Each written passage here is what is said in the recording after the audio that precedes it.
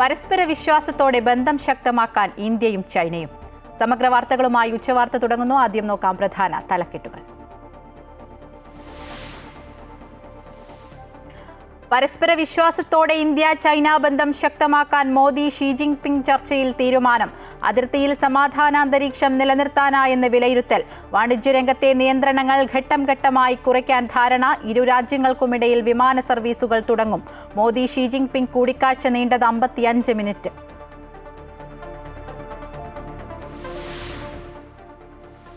ദുഷ്കരമായ സമയങ്ങളിൽ മനുഷ്യത്വത്തിന് മുൻഗണന നൽകിയ ഓരോ പൗരനും ഹൃദയപൂർവ്വം നന്ദിയെന്ന് മൻ കി ബാത്തിൽ പ്രധാനമന്ത്രി നരേന്ദ്രമോദി. പ്രളയക്കെടുതിയിൽ മരിച്ചവരുടെ ആശ്രിതർക്കൊപ്പമെന്നും മോദി. ആഘോഷങ്ങളിൽ സ്വദേശി ഉൽപ്പന്നങ്ങൾ ഉപയോഗിക്കുമെന്ന് അഭിമാനത്തോടെ പറയാൻ കഴിയണമെന്നും ആത്മനിർഭർ ഭാരതിലൂടെ വലിയ നേട്ടങ്ങൾ കൈവരിക്കാനാകുമെന്നും പ്രധാനമന്ത്രി.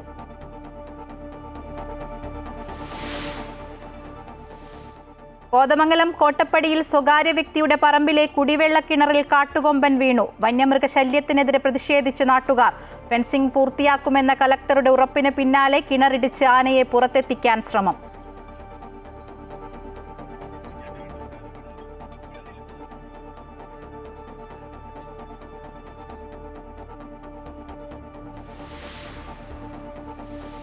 താമരശ്ശേരി ചുരത്തിൽ ഗതാഗതം പുനഃസ്ഥാപിച്ചു. വയനാടിന്റെ സ്വപ്ന പദ്ധതി യാഥാർത്ഥ്യത്തിലേക്ക്. ആനക്കാമ്പോയിൽ കല്ലാടി മേപ്പാടി തുരങ്കപാതയുടെ നിർമ്മാണ ഉദ്ഘാടനം ഇന്ന് മുഖ്യമന്ത്രി നിർവഹിക്കും. താമരശ്ശേരി ചുരത്തിലെ യാത്രാ ദുരിതത്തിന് ആശ്വാസമാകും. മലബാറിന്റെ സ്വപ്നത്തിൽ പുതിയ നാഴികക്കല്ലാകുമെന്ന് വിലയിരുത്തൽ.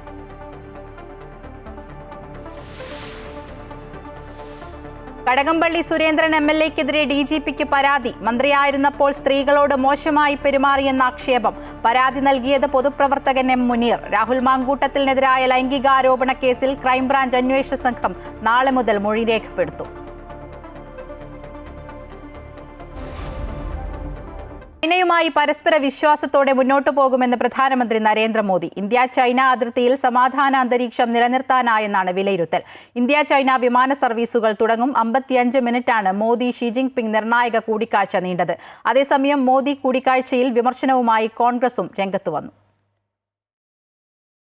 ലോകരാഷ്ട്രങ്ങൾ ഉറ്റുനോക്കിയ കൂടിക്കാഴ്ചയാണ് ചൈനയിലെ ടിയാൻജിനിൽ നടന്നത്. വീണ്ടും മോദിയെ കാണാനായതിൽ സന്തോഷമെന്നാണ് ഷീ ജിൻപിങ് തന്റെ പ്രസംഗത്തിൽ പറഞ്ഞു തുടങ്ങിയത്. ഇന്ത്യയും ചൈനയും നല്ല അയൽക്കാരായി മുന്നോട്ടു പോകണമെന്നും സമാധാനത്തിനായി ഒന്നിച്ചു നീങ്ങാമെന്നും 55 മിനിറ്റ് നീണ്ടുനിന്ന കൂടിക്കാഴ്ചയിൽ ചൈനീസ് പ്രസിഡന്റ് പറഞ്ഞു.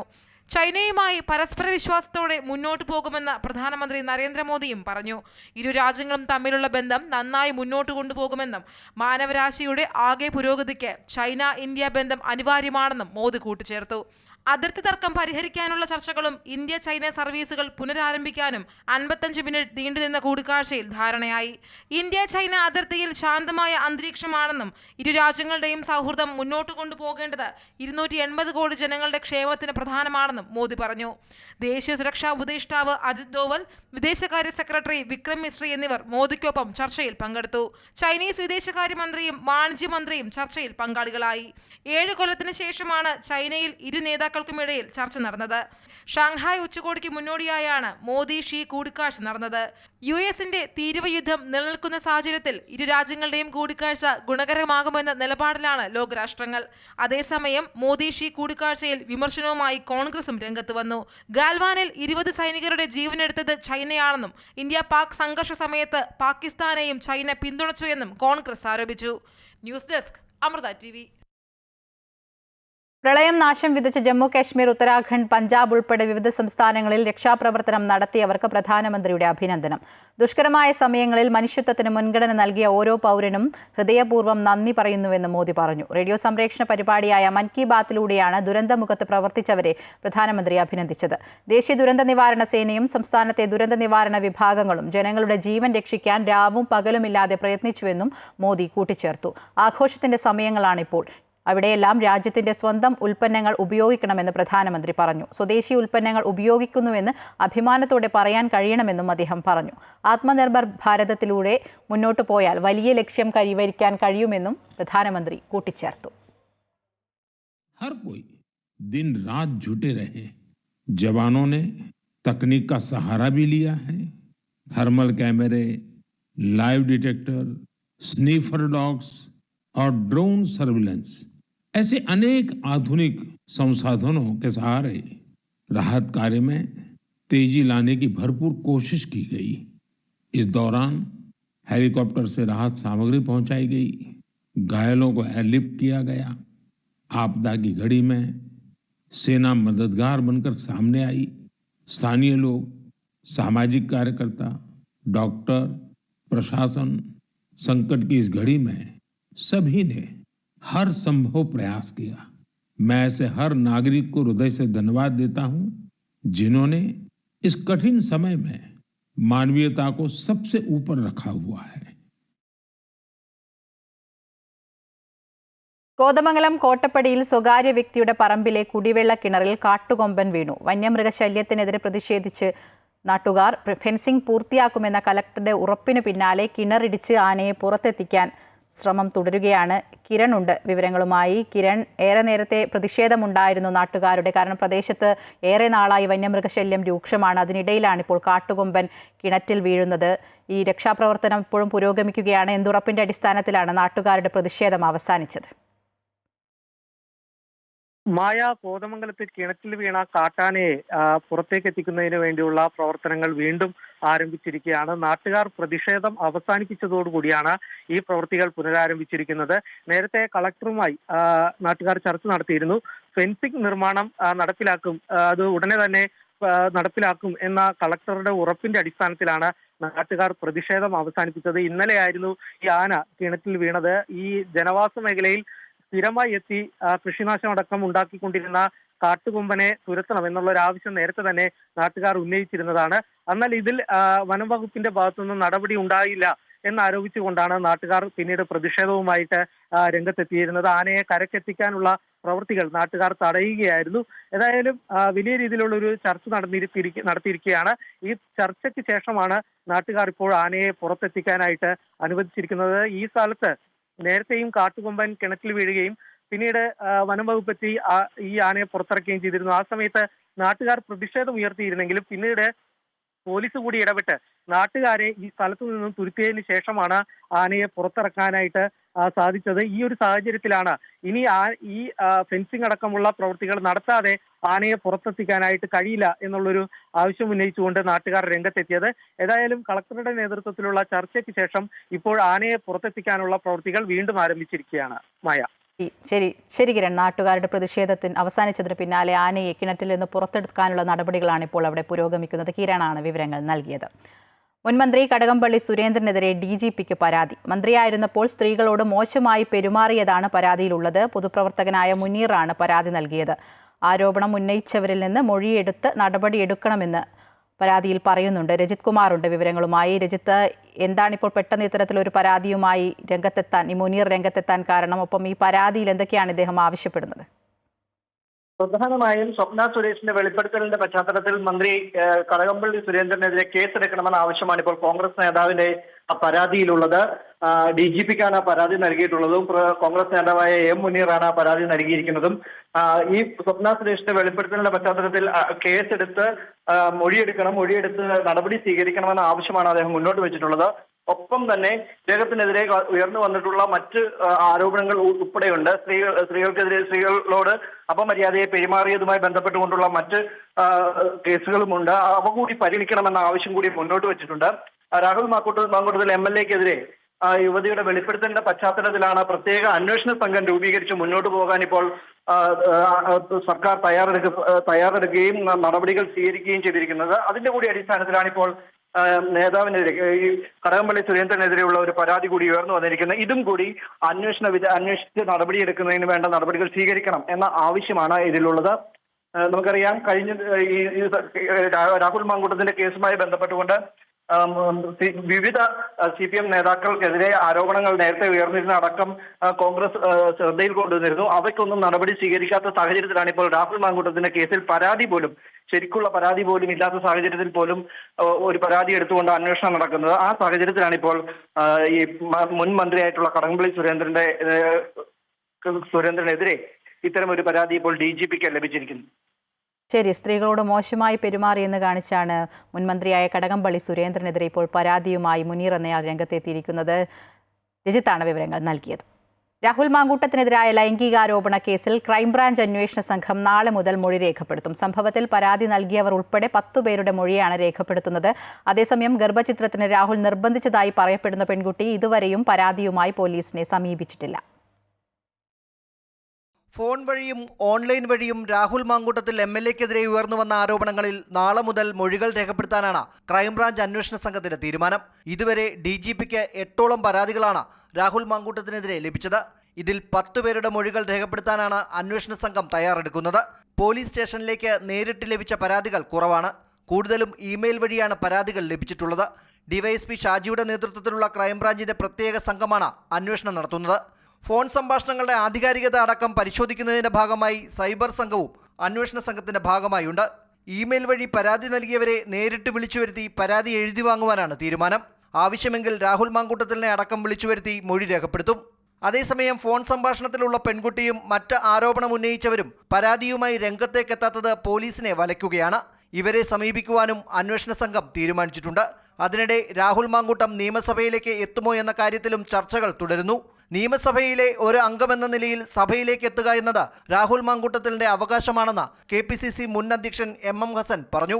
പാർട്ടി ആവശ്യപ്പെടുന്നതിന് മുമ്പ് തന്നെ രാഹുൽ മാങ്കൂട്ടത്തിലിന്റെ രാജി ആവശ്യപ്പെട്ട് വനിതാ നേതാക്കൾ രംഗത്തെത്തിയത് തെറ്റാണെന്നും അദ്ദേഹം വ്യക്തമാക്കി.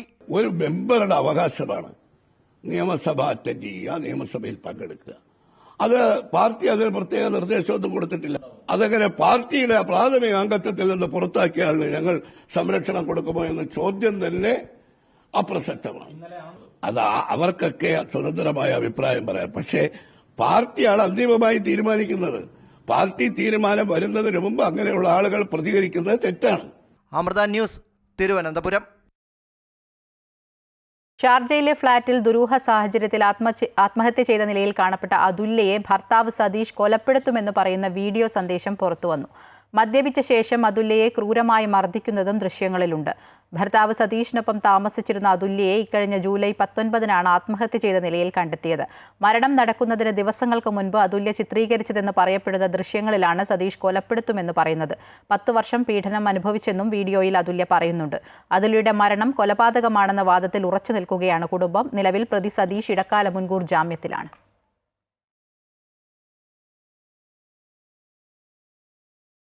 കൃഷിവകുപ്പ് പ്രിൻസിപ്പൽ സെക്രട്ടറി സ്ഥാനത്തു നിന്നും തന്നെ നീക്കിയ സർക്കാർ തീരുമാനത്തിനെതിരെ കേന്ദ്ര അഡ്മിനിസ്ട്രേറ്റീവ് ട്രൈബ്യൂണലിന് പരാതി നൽകാനൊരുങ്ങി B. അശോക് IAS. KTDFCയുടെ ചെയർമാൻ സ്ഥാനത്തേക്കാണ് B. അശോകിനെ മാറ്റി നിയമിച്ചത്. സെപ്റ്റംബർ 8 വരെ അവധിയിൽ പ്രവേശിച്ച അശോക് ഈ ചുമതല ഏറ്റെടുക്കില്ല. കൃഷിവകുപ്പ് പ്രിൻസിപ്പൽ സെക്രട്ടറിയായിരുന്ന B. അശോക് IAS സർക്കാരിനെതിരെ കേന്ദ്ര അഡ്മിനിസ്ട്രേറ്റീവ് ട്രൈബ്യൂണലിനെ വീണ്ടും സമീപിക്കാനൊരുങ്ങുകയാണ്. കേര പദ്ധതി വിവാദത്തെ തുടർന്നാണ് കൃഷിവകുപ്പ് പ്രിൻസിപ്പൽ സെക്രട്ടറി സ്ഥാനത്തു നിന്നും B. അശോകിനെ മാറ്റി പകരം ചുമതല ടിങ്കു ബിസ്വാലിന് നൽകി സർക്കാർ ഉത്തരവിറക്കിയത്.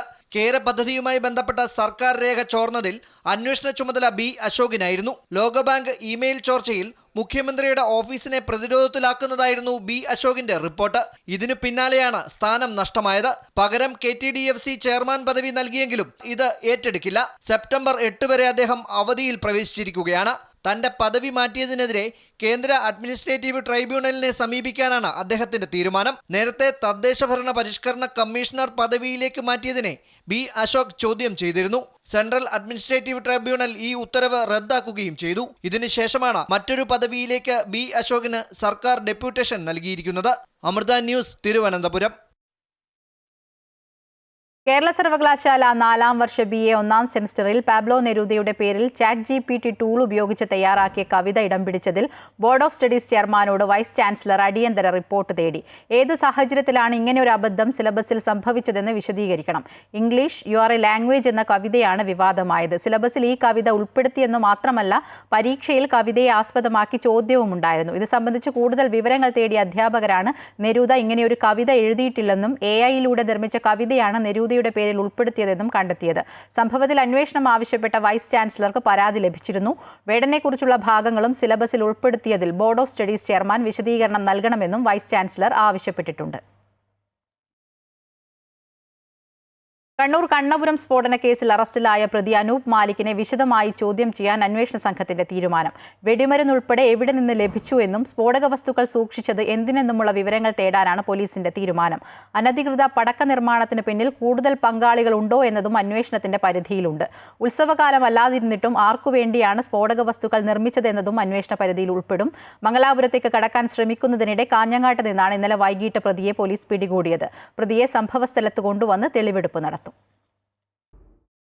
സംസ്ഥാനത്തിന്റെ വികസന കുതിപ്പിൽ പുതിയ അധ്യായത്തിന് തുടക്കമിട്ടുകൊണ്ട് ആനക്കാംപൊയിൽ കള്ളാടി മേപ്പാടി തുരങ്കപാത യാഥാർത്ഥ്യമാകുന്നു. പദ്ധതിയുടെ നിർമ്മാണ ഉദ്ഘാടനം ഇന്ന് വൈകിട്ട് 4 മണിക്ക് മുഖ്യമന്ത്രി പിണറായി വിജയൻ നിർവഹിക്കും. പദ്ധതി പൂർത്തിയാക്കുന്നതോടെ ആനക്കാംപൊയിൽ നിന്ന് 22 കിലോമീറ്റർ യാത്ര ചെയ്താൽ മേപ്പാടിയിൽ എത്താൻ കഴിയും. ചുരം യാത്രാ ദുരിതത്തിനും ഇതോടെ അറുതിയാകും. രാജ്യത്തെ ദൈർഘ്യമേറിയ ട്വിൻ ട്യൂബ് ടണലുകളിൽ ഒന്നാമത്തേതാണ് ആനക്കാംപൊയിൽ കള്ളാടി മേപ്പാടി തുരങ്കപാത. കിഫ്ബി, പൊതുമരാമത്ത് വകുപ്പ്, കൊങ്കൺ റെയിൽവേ കോർപ്പറേഷൻ എന്നിവ ത്രികക്ഷി കരാറിലൂടെ നടപ്പാക്കുന്ന തുരങ്കപാതയുടെ നിർമ്മാണ ചെലവ് 2134.5 കോടി രൂപയാണ്. കോഴിക്കോട്, വയനാട് ജില്ലകളിലായി 33 ഹെക്ടറാണ് പദ്ധതിക്കായി ഏറ്റെടുത്തിരിക്കുന്നത്. 5771 മീറ്റർ വനമേഖലയിലൂടെയും 2964 മീറ്റർ സ്വകാര്യ ഭൂമിയിലൂടെയുമാണ് തുരങ്കപാത കടന്നു പോകുന്നത്. 8.73 കിലോമീറ്റർ പാതയിൽ 8.1 കിലോമീറ്റർ ദൂരം ഇരട്ട ടണലാണ്. നിരവധി പ്രതിസന്ധികൾ തരണം ചെയ്താണ് പദ്ധതിക്ക് അനുമതി നേടിയത്. കേന്ദ്ര വനം പരിസ്ഥിതി മന്ത്രാലയം നിഷ്കർഷിക്കുന്ന നിർമ്മാണ മാനദണ്ഡങ്ങളും മാസത്തിലൊരിക്കൽ വിദഗ്ധ കമ്മിറ്റിയുടെ വിശദമായ വിലയിരുത്തലുമുണ്ടാകും. തുരങ്കപാത യാഥാർത്ഥ്യമാകുന്നതോടെ ആനക്കാംപൊയിൽ നിന്ന് 22 കിലോമീറ്റർ കൊണ്ട് മേപ്പാടിയിലെത്താൻ കഴിയും. ചുരം യാത്രാ ദുരിതത്തിനും ഇതോടെ അറുതിയാകും. വളരെ വർഷങ്ങളായി നമ്മുടെ ആളുകൾ അനുഭവിക്കുന്ന ഒരു വലിയ യാത്രാക്ലേശമാണ് വയനാട് ചുരത്തിലുള്ളത്. വലിയ രൂപത്തിൽ പരിഹാരമാവുന്ന ഒരു പദ്ധതിയാണ് ആനക്കാംപൊയിൽ കള്ളാടി മേപ്പാടി തുരങ്കപാത. ചരക്ക് നീക്കത്തിൻ്റെ ഭാഗമായിട്ടുള്ള തടസ്സങ്ങൾ ഉണ്ടാകുമ്പോൾ സാധാരണക്കാരനും നിശ്ചലമായി പോകുന്ന സാഹചര്യം ഉണ്ടാകും. ചരക്ക് നീക്കം സുഗമമായി കഴിഞ്ഞാൽ തന്നെ വയനാട് ചുരം ഫ്രീ ആകുമെന്നുള്ളതാണ്. അപ്പോൾ ബദൽ പാതകൾ അനിവാര്യമാണ്. ആ ബദൽ പാതകളുടെ കൂട്ടത്തിൽ ഏറ്റവും അനുയോജ്യമായതും അതോടൊപ്പം തന്നെ എല്ലാ കടമ്പകളും കടന്ന് നിർമ്മാണ ഘട്ടത്തിലേക്ക് എത്തി നിൽക്കുന്നതുമായിട്ടുള്ള പദ്ധതിയാണ് ആനക്കാംപൊയിൽ കള്ളാടി മേപ്പാടി തുരങ്കപാത. 4 വർഷത്തിനുള്ളിൽ തുരങ്കപാതയുടെ നിർമ്മാണം പൂർത്തിയാകും. 2 പാക്കേജുകളിലായാണ് തുരങ്കപാത നിർമ്മിക്കുന്നത്. പാലവും അപ്രോച്ച് റോഡും ഒന്നാമത്തെ പാക്കേജിലും ടണൽ പാത രണ്ടാമത്തെ പാക്കേജിലുമാണുള്ളത്. മലയോര മേഖലയുടെ സമഗ്ര വികസനത്തിന് ഗുണകരമാകുന്ന ചരിത്ര നേട്ടമാണ് ഈ തുരങ്കപാത നിർമ്മാണം. അമൃത ന്യൂസ്, കോഴിക്കോട്. ആഗോള അയ്യപ്പ സംഗമത്തിന് പൂർണ്ണ പിന്തുണ നൽകുന്നുവെന്ന് SNDP യോഗം ജനറൽ സെക്രട്ടറി വെള്ളാപ്പള്ളി നടേശൻ. കേരളത്തിന്റെ സാമൂഹിക സാമ്പത്തിക വളർച്ചയ്ക്ക് സംഗമം നല്ലതാണ്. ഇത് വിശ്വാസത്തിന്റെയും വിശ്വാസമില്ലായ്മയുടെയും പ്രശ്നമല്ലെന്നും സ്ത്രീ പ്രവേശനത്തെ SNDP പിന്തുണയ്ക്കില്ലെന്നും വെള്ളാപ്പള്ളി വ്യക്തമാക്കി. 2026 UDF അധികാരത്തിൽ വരുമെന്ന് മുതിർന്ന കോൺഗ്രസ് നേതാവ് AK ആന്റണി. UDF അധികാരത്തിന്റെ തൊട്ടടുത്ത് എത്തിക്കഴിഞ്ഞു. ദേശീയതലത്തിൽ രാഹുൽ ഗാന്ധിയുടെ ജനസമിതി മുകളിലേക്ക് ഉയരുകയാണ്. മോദിയുടേത് ഓഹരി വിപണി പോലെ താഴോട്ടാണെന്നും AK ആന്റണി പറഞ്ഞു. ദേശീയതലത്തിൽ രാഹുൽ ഗാന്ധിയുടെ ജനസമിതി ഓരോ ദിവസം കഴിയും തോറും മുകളിലേക്ക് കുതിച്ചു പായുന്നു. രാജ്യം ഭരിക്കുന്ന പ്രധാനമന്ത്രിയുടെ ജനസമിതി ഓരോ ദിവസം കഴിയുന്നതോടും ഓഹരി മാർക്കറ്റിൽ ഓഹരിയുടെ വില ഇടിയുന്നത് പോലെ താഴോട്ട് വന്നിരുന്നു. ഉത്തരാഖണ്ഡിലും ജമ്മു കശ്മീരിലും ഉണ്ടായ മിന്നൽ പ്രളയത്തിൽ കാണാതായവർക്ക് വേണ്ടിയുള്ള തിരച്ചിൽ തുടരുന്നു. 2 സംസ്ഥാനത്തുമായി 16 പേർക്കാണ് ഇതുവരെ ജീവൻ നഷ്ടമായത്. സേനാ വിഭാഗങ്ങളുടെ നേതൃത്വത്തിൽ രക്ഷാപ്രവർത്തനം വിവിധ സ്ഥലങ്ങളിൽ തുടരുന്നുണ്ട്. മണ്ണിടിച്ചിൽ അതിരൂക്ഷമായ ജമ്മു കശ്മീരിൽ ദേശീയപാതയിലുള്ള യാത്ര താൽക്കാലികമായി പുനരാരംഭിച്ചിട്ടുണ്ട്. 2 വർഷത്തിനിടെ ഇത്രയും വലിയ അപകടങ്ങൾ ഉണ്ടാകുന്നത് ആദ്യമാണെന്ന് ജില്ലാ ഭരണകൂടങ്ങൾ പറയുന്നു. അതേസമയം പഞ്ചാബിലും മഴക്കെടുതി രൂക്ഷമാണ്. 1018 ഗ്രാമങ്ങളെ പ്രളയം ബാധിച്ചു. പ്രധാനമന്ത്രി അടിയന്തരമായി ഇടപെടണമെന്നും കേന്ദ്ര സഹായം ഉറപ്പാക്കണമെന്നും പഞ്ചാബ് സർക്കാർ ആവശ്യപ്പെട്ടു. 10,000-ലധികം ആളുകളെയാണ് വിവിധ സ്ഥലങ്ങളിൽ മാറ്റിപ്പാർപ്പിച്ചിട്ടുള്ളത്. കൊച്ചി സീപോർട്ട് എയർപോർട്ട് റോഡിൽ വാഹനാപകടത്തിൽ യുവാവ് മരിച്ചു. പൂജാരി വളവിന് സമീപം രാവിലെ 7:50ഓടെയാണ് അപകടമുണ്ടായത്. കളമശ്ശേരിയിൽ നിന്നും കാക്കനാട് ഭാഗത്ത് പോവുകയായിരുന്ന ടാങ്കർ ലോറിക്ക് പിന്നിലിടിച്ച ഇരുചക്രവാഹനം മറിയുകയും പിന്നാലെ എത്തിയ ലോറി യുവാവിന്റെ ശരീരത്തിൽ കയറി ഇറങ്ങുകയുമായിരുന്നു. തൃശൂരിൽ ബസ്സിൽ കുഴഞ്ഞു വീണ യാത്രക്കാരി മരിച്ചു. അന്തിക്കാട് കുറ്റിമാവ് സ്വദേശി ലീനയാണ് മരിച്ചത്. കുഴഞ്ഞു വീണ ഉടനെ ലീനയെ ബസ് ജീവനക്കാർ ആശുപത്രിയിൽ എത്തിച്ചെങ്കിലും ജീവൻ രക്ഷിക്കാനായില്ല. കുറ്റിമാവിൽ നിന്ന് ബസ്സിൽ കയറിയ ലീന അന്തിക്കാട് ആൽ സെന്ററിൽ എത്തിയപ്പോഴാണ് അസ്വസ്ഥത പ്രകടിപ്പിച്ചത്. ബസ് കണ്ടക്ടർ ഉടൻ തന്നെ ഇവർക്ക് വെള്ളം നൽകുകയും തൊട്ടടുത്തുള്ള സ്വകാര്യ ആശുപത്രിയിൽ എത്തിക്കുകയും ചെയ്തു. ഇന്ന് രാവിലെയായിരുന്നു സംഭവം. തിരുവനന്തപുരം കഴക്കൂട്ടത്തുണ്ടായ അപകടത്തിൽ ഒരു മരണം. ബാലരാമപുരം സ്വദേശി ഷിബിനാണ് മരിച്ചത്. ഒരു യുവതിയടക്കം 2 പേരുടെ നില ഗുരുതരമാണ്. അമിത വേഗത്തിലായിരുന്ന ഥാർ ജീപ്പ് നിയന്ത്രണം വിട്ട് കഴക്കൂട്ടം എലിവേറ്റഡ് ഹൈവേയിലെ തൂണിലിടിച്ചായിരുന്നു അപകടം. രാത്രി 12 മണിയോടെയായിരുന്നു സംഭവം. റേസിംഗിനിടെയാണ് അപകടമെന്നാണ് പോലീസിന്റെ സംശയം. ഈ സംഘത്തിൽ മറ്റു വാഹനങ്ങളും ഉണ്ടായിരുന്നതായി നാട്ടുകാർ പറയുന്നു. ഓടിക്കൂടിയ നാട്ടുകാരും പോലീസും ചേർന്നാണ് രക്ഷാപ്രവർത്തനം നടത്തിയത്. അമൃതം ലളിതം സുന്ദരം വാർഷികത്തോടനുബന്ധിച്ച് കൊയിലാണ്ടി മാതാ അമൃതാനന്ദമയി മഠത്തിൽ നവഗ്രഹ ശാന്തി യജ്ഞം നടന്നു. മാതാ അമൃതാനന്ദമയി മഠം കണ്ണൂർ മഠാധിപതി സ്വാമി അമൃതകൃപാനന്ദപുരിയുടെ കാർമ്മികത്വത്തിലാണ് യജ്ഞം നടന്നത്. നവഗ്രഹ ശാന്തി, നവഗ്രഹ ഹോമം, ശിവശക്തി ഹോമം എന്നിവയ്ക്ക് മാതാ അമൃതാനന്ദമയി മഠം കൊയിലാണ്ടി മഠാധിപതി ബ്രഹ്മചാരി സുമേധാമൃത ചൈതന്യ നേതൃത്വം നൽകി. സദ്ഗുരു ശ്രീ മാതാ അമൃതാനന്ദമയി ദേവിയുടെ 70ാം ജന്മദിനത്തോടനുബന്ധിച്ച് അമൃതം ലളിതം സുന്ദരം വാർഷികാഘോഷത്തിന്റെ ഭാഗമായാണ് കൊയിലാണ്ടി മാതാ അമൃതാനന്ദമയി മഠം നവഗ്രഹ ശാന്തിയജ്ഞം സംഘടിപ്പിച്ചത്. മാതാ അമൃതാനന്ദമയി കൊയിലാണ്ടി മഠാധിപതി ബ്രഹ്മചാരി സുമേധാമൃത ചൈതന്യ നവഗ്രഹ ശാന്തി, നവഗ്രഹ ഹോമം, ശിവശക്തി ഹോമം എന്നിവയ്ക്ക് നേതൃത്വം നൽകി. കഴിഞ്ഞ വർഷം അമ്മയുടെ 70ാം ജന്മദിനത്തിനോടനുബന്ധിച്ച് 100 ക്ഷേത്രങ്ങൾ കേന്ദ്രീകരിച്ച് കൊയിലാണ്ടി താലൂക്കിൽ ലളിതാ സഹസ്രനാമ അർച്ചന ചെയ്യുകയുണ്ടായി. ആ അർച്ചനയുടെ പൂർത്തീകരണമായിട്ട് ലളിതാ സഹസ്രനാമ യജ്ഞം മാതാമൃതാനന്ദമയി മഠത്തിൻ്റെ ജനറൽ സെക്രട്ടറി ആയിട്ടുള്ള പൂർണ്ണാമൃതാനന്ദപുരി സ്വാമിയുടെ നേതൃത്വത്തിൽ 9 ഹോമങ്ങളും കാളി പൂജയുമായിട്ട് ചെയ്യുകയുണ്ടായി. അതിൻ്റെ ഒരു വാർഷിക ആഘോഷമായിട്ടാണ് ഈ വർഷം കണ്ണൂർ മഠാധിപതി അമൃതകൃപാനന്ദപുരി സ്വാമിയുടെ നേതൃത്വത്തിൽ നമ്മൾ ഈ നവഗ്രഹ ശാന്തി യജ്ഞം കൊയിലാണ്ടി ആശ്രമത്തിൽ വെച്ച് ചെയ്യുന്നത്. മാതാ അമൃതാനന്ദമയി മഠം കണ്ണൂർ മഠാധിപതി സ്വാമി അമൃതകൃപാനന്ദപുരിയുടെ കാർമ്മികത്വത്തിലാണ് യജ്ഞം നടന്നത്. ലോകത്ത് സംഘർഷങ്ങൾ ഏറി വരുന്ന കാലത്ത് ആത്മീയതയാണ് വിശ്വശാന്തിക്കുള്ള പരിഹാരമെന്ന് സ്വാമി അമൃതകൃപാനന്ദപുരി പറഞ്ഞു. 25 വർഷങ്ങൾക്ക് മുമ്പ് ഐക്യരാഷ്ട്രസഭയിൽ വിശ്വശാന്തി സന്ദേശം അമ്മ നൽകിയിട്ട് കഴിഞ്ഞ 29-നാണ് 25 വർഷം തികഞ്ഞിരിക്കുന്നത്. ആ ഒരു ഘട്ടത്തിൽ ഇതിനൊരു പ്രത്യേക പ്രസക്തിയുണ്ട്. ലോകമെമ്പാടും രാഷ്ട്രങ്ങൾ തമ്മിലും മതങ്ങൾ തമ്മിൽ അതുപോലെ വംശങ്ങൾ തമ്മിൽ ഒക്കെയുള്ള സംഘർഷം കൂടി വരുന്ന ഈ കാലഘട്ടത്തിൽ, അതുപോലെ തന്നെ യുവാക്കളിലും ഒക്കെ തന്നെയും മയക്കുമരുന്നിൻ്റെയും മദ്യത്തിൻ്റെയും ഒക്കെ തന്നെയും സ്വാധീനം വളർന്നു വരുന്ന ഈ ഒരു കാലഘട്ടത്തിൽ തീർച്ചയായിട്ടും ഇങ്ങനെയൊരു യജ്ഞത്തിന് വലിയ പ്രസക്തിയുണ്ട് എന്നുള്ളതാണ്. ശങ്കരൻ നമ്പൂതിരി കീഴിലമാണ് നവഗ്രഹ ഹോമം നടത്തിയത്. അമൃത ന്യൂസ്, കോഴിക്കോട്.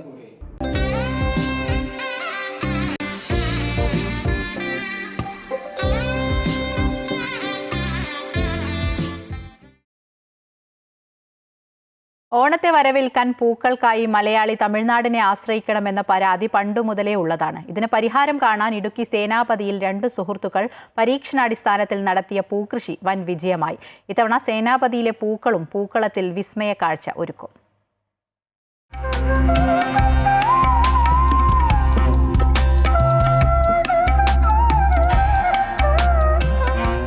കൃഷിക്ക് പേരുകേട്ട ഗ്രാമമാണ് ഇടുക്കിയിലെ സേനാപതി. ആ കാർഷിക പെരുമ പൂക്കൃഷിയിലേക്ക് കൂടി വ്യാപിപ്പിക്കുകയാണ് സുഹൃത്തുക്കളായ സിന്ധു കണ്ണനും ജിലു ബിജുവും. ഇരുവരും ഒന്നിച്ച് 1/2 ഏക്കറോളം സ്ഥലം പാട്ടത്തിനെടുത്താണ് പൂക്കൃഷി നടത്തിയത്. ബന്ദി, വാടാമുല്ല, ജമന്തി തുടങ്ങിയ ഇനങ്ങളിൽപ്പെട്ട പൂക്കൾ വിരിഞ്ഞ പാടം ഓണത്തെ വരവേൽക്കാൻ ഒരുങ്ങിക്കഴിഞ്ഞു.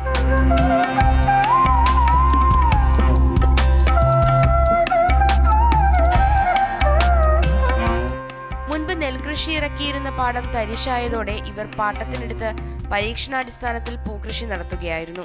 ഇത് ബാംഗ്ലൂർ ഹൊസൂരിൽ നിന്നാണ് ഇതിൻ്റെ തൈകൾ വന്നത്. ഇത് യൂട്യൂബിൽ കണ്ടാണ് അവരെ വിളിച്ചതും, ആ ഒരു ഫാമുകാരെ വിളിച്ചതും. അവരാണ് 20 ദിവസം പ്രായമായ തൈ നമുക്ക് ഇവിടെ എത്തിച്ചു തന്നത്. ഇപ്പോൾ ഇതുവരെ ചെയ്തിട്ടുള്ള കൃഷി രീതികളെല്ലാം അവർ പറഞ്ഞ രീതിയിലാണ് ചെയ്തത്. നിലം ഒരുക്കിയതും ചെടി നട്ടതും വളവിട്ടതും ഇതുവരെയുള്ളത്. ഓണത്തോടനുബന്ധിച്ച് വിവിധ സ്ഥാപനങ്ങളുടെയും ക്ലബ്ബുകളുടെയും ആഭിമുഖ്യത്തിൽ നടക്കുന്ന പൂക്കള മത്സരത്തിനായി നിരവധി പേർ പൂക്കൾ ബുക്ക് ചെയ്തിട്ടുണ്ട്. ബാംഗ്ലൂരിൽ നിന്നാണ് ഹൈബ്രിഡ് തൈകൾ എത്തിച്ചത്. ജൂണിൽ കൃഷി ഇറക്കി. വിവിധ ഇനങ്ങളിൽപ്പെട്ട 4000 തൈകളാണ് നട്ട് പരിപാലിച്ചത്. ഈ പൂപ്പാടം കാണാൻ നിരവധി സഞ്ചാരികളും എത്തുന്നുണ്ട്. പൂന്തോട്ടത്തിൽ നിന്ന് സെൽഫിയും ഫോട്ടോയും എടുക്കാനുള്ള സൗകര്യവും ഒരുക്കിയിട്ടുണ്ട്. അമൃത ന്യൂസ്, ഇടുക്കി.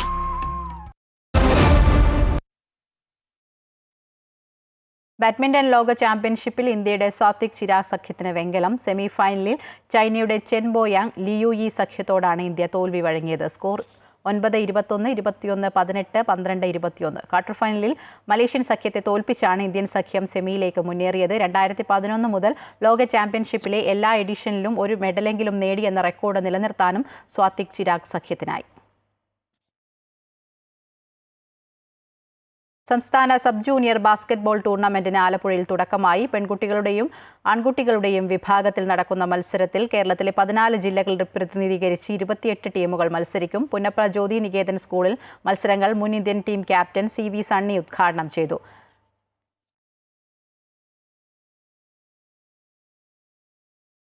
ഇതോടെ ഉച്ചവാർത്ത പൂർണ്ണമാകുന്നു. കൂടുതൽ വാർത്തകൾക്കായി അമൃത ന്യൂസ് യൂട്യൂബ് ചാനൽ സന്ദർശിക്കുക.